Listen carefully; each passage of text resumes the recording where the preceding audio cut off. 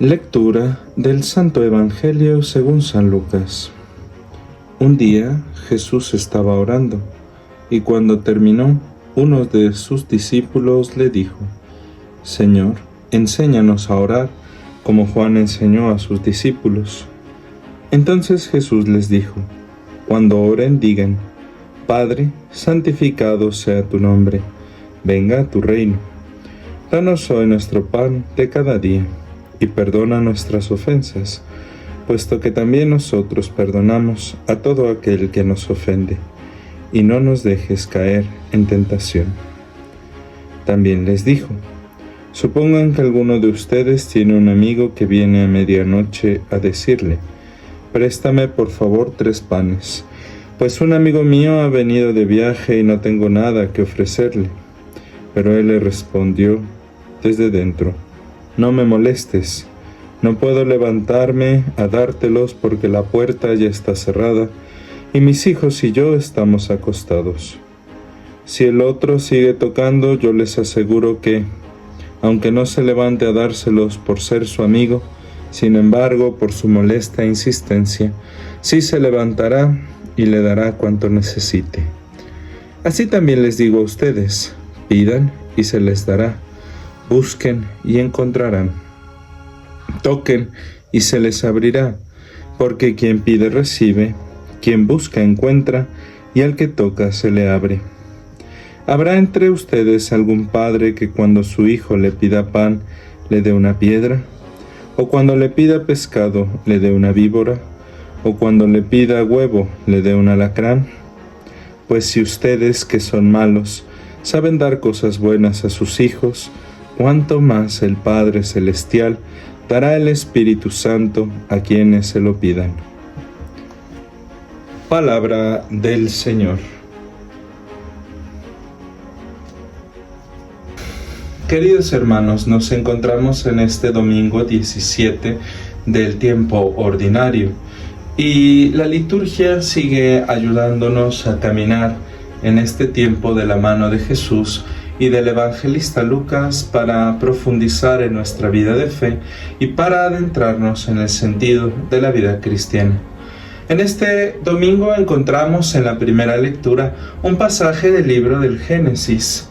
Encontramos allí a Abraham intercediendo por las ciudades de Sodoma y Gomorra.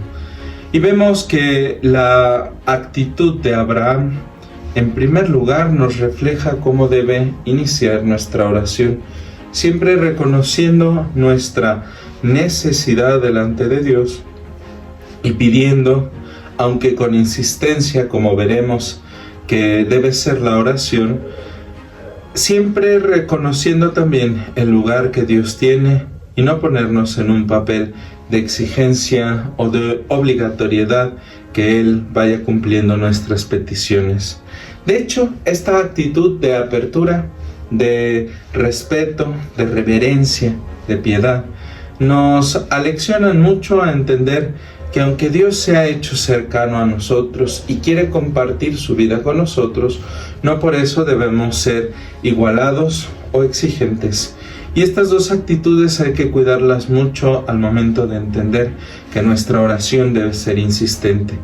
Es insistente no porque Dios sea difícil de convencer, no porque nosotros tengamos que humillarnos delante de Dios, sino porque a través de la repetición entendemos la distancia que hay entre Dios y nosotros. Distancia que sin embargo ha querido acortar, romper, abrir, tejer un puente entre Él y nosotros, pero no por nosotros. Allí está la cuestión que hay que cuidar. Allí está el elemento que nosotros tenemos que vigilar en nuestra vida para no confundirnos ni equivocarnos. Por eso conviene iniciar nuestra oración como Abraham, que es el padre de los creyentes, que ha sido el primero en la historia de los patriarcas de Israel en confiar en el proyecto de Dios. Y él, confiando en este proyecto, reconoce en primer lugar que él es polvo y ceniza, es decir, que no tiene ninguna posibilidad de exigirle a Dios que éste cumpla con su tarea, que éste cumpla con su exigencia, que Él cumpla necesaria u obligatoriamente aquello que le pedimos. Esta actitud nos muestra que la oración siempre es una petición o una acción de gracias, pero nunca una exigencia, nunca una obligación de parte de Dios en cumplirnos. A veces muchos de nosotros, cuando el Señor no nos cumple una de las peticiones que le hacemos, nos llenamos el corazón y nuestra vida de sentimientos negativos, como si a Dios no le importara nuestra vida, como si Dios no fuera lo que dice y no cumpliera sus promesas. Pero tenemos que recordar que a Dios no le podemos pedir imposibles. Dios no nos cumple los antojos de nuestra vida. Y Dios tampoco va en contra de su propio designio ni de su plan para nosotros, por lo cual no nos daría algo ajeno a su proyecto o contrario a la vida que nos propone. Dios no podría en ese sentido darnos algo malo o algo que nos vaya conduciendo hacia la condenación, incluso aunque nosotros creamos que es algo bueno para nosotros. Por eso la oración debe hacerse en primer lugar con humildad, reconociendo que Él es el autor del proyecto, Él es el camino que recorremos y Él es la meta a la que queremos llegar. Estas actitudes de reconocimiento de Dios como origen, camino y meta de la vida cristiana nos ayudan a ir mejorando en la eficacia de nuestra oración y ser buenos intercesores. Esto es lo que podemos extraer de la primera lectura y precisamente se ve relacionado con el pasaje del Evangelio de Lucas que nos muestra cómo la insistencia de la oración produce un efecto, pero no un efecto, digamos así, que mueva el corazón de Dios como si éste fuera un ser distante o frío, que no supiera cuáles son las necesidades de nuestro corazón, sino que nos ayuda a nosotros a aleccionarnos y a veces entender que quizá lo que estamos pidiendo no forma parte del proyecto de Dios, que quizá lo que estamos pidiendo no es bueno para nosotros, o que quizá tenemos que aprender a esperar que se realice esta obra, esta acción de Dios en nuestra vida. Y entonces la oración de intercesión tiene su lugar y su eficacia siempre que se cumplen estos requisitos. Pedir algo bueno al Señor, algo que forme parte de su proyecto y de su plan para nosotros, y pedir que se realice según su propia voluntad.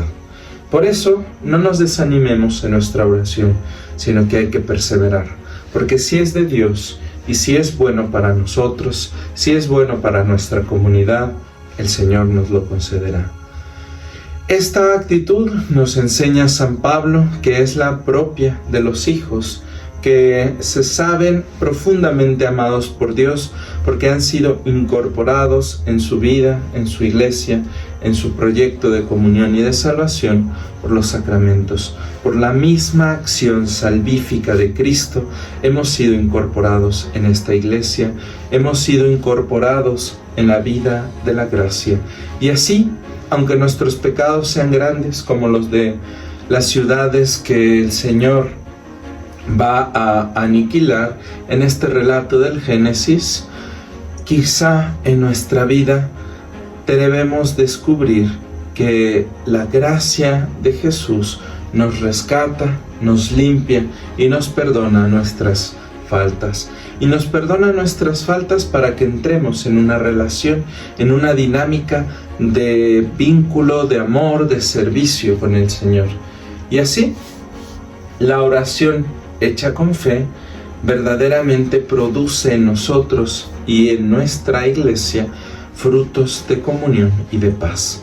Por eso, animémonos, ¿verdad?, unos a otros a la oración, porque no es tan difícil. Jesús nos enseña en este pasaje del Evangelio de Lucas cómo orar, y orar es muy sencillo. Primero reconocemos a Dios como Padre. Padre nuestro que estás en el cielo, santificado sea tu nombre, porque como decíamos, Él es el origen el camino y la meta de nuestra vida. Y si nuestra existencia viene de Dios, que es santo, avanza en un camino de santidad y llega hasta la comunión con Él en el cielo, descubrimos que la santidad como origen, como vía y como destino viene de Dios. Por eso decimos: santificado sea tu nombre. Venga a nosotros tu reino, que no es una expresión simplemente de intercambio, de yo rezo para que me vaya bien, sino auténticamente de comunión. Queremos que esa santidad se haga presente en tu iglesia, que ya desde ahora experimentemos que la iglesia es el lugar de la comunión y de la santidad. La sección del perdón nos lleva a entender qué necesitamos para entrar en esta dinámica, aprender a perdonarnos unos a otros como Él, como nos ha dicho San Pablo, ha puesto el ejemplo y ha mandado a Jesús para mostrarnos que esto es posible. El perdón nos conduce a la paz y a la comunión.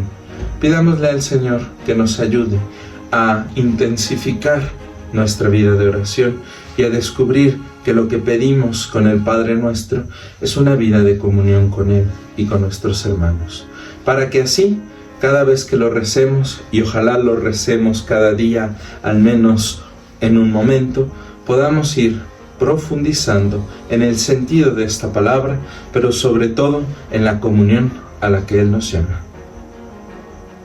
Que así sea.